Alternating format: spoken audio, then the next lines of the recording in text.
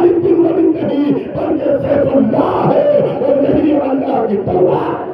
سبحان اللہ نعرہ تکبیر اور یہی اللہ کی تلوار ہے یہ خالد بن ولید تھے یہ سیف اللہ تھے کہ جنہوں نے جنگ موتا میں 9 تلواریں توڑی تھی اور دشمنوں کا مقابلہ کیا تھا 1 لاکھ تھے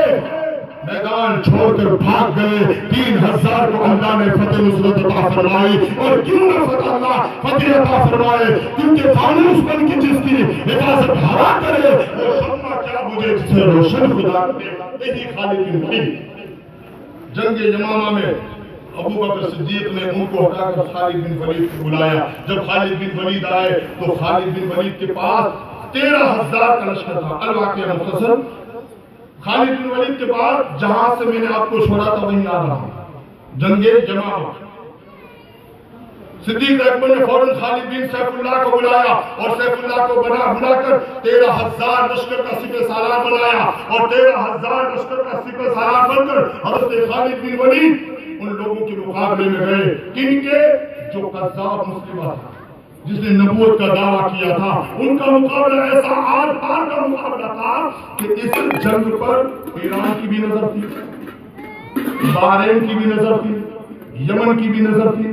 اس جنگ پر عمان کی بھی نظر تھی یعنی عنقریب جتنے بھی ملک تھے ان تمام ملکوں کی نظر اس جنگ پر تھی جس طرح آج ایران پر سب کی نظر ہے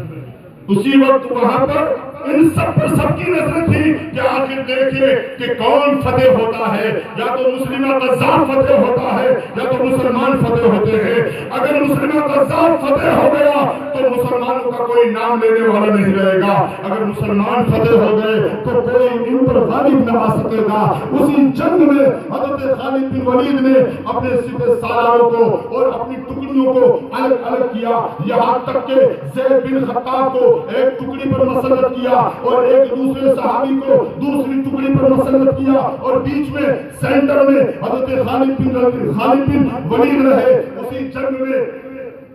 سرجل بن مسلمہ وہ ایک سرجل تھا جو مسلمہ کا بیٹا تھا وہ اپنے لشکر کو ابھار رہا ہے 40,000 کا لشکر تھا کہا مسلمانوں سے لڑو اگر مسلمانوں سے تم ہار مان گئے تو تمہاری عورتیں بیوہ ہو جائیں گی تمہارے بچے بیوہ ہو جائیں گے تمہاری عورتوں کے ساتھ یہ لوگ نکاح کریں گے جوش اور ایک جنون دے رہا تھا مگر یہاں پر خالد بن ولید تھے سپہ سالار جب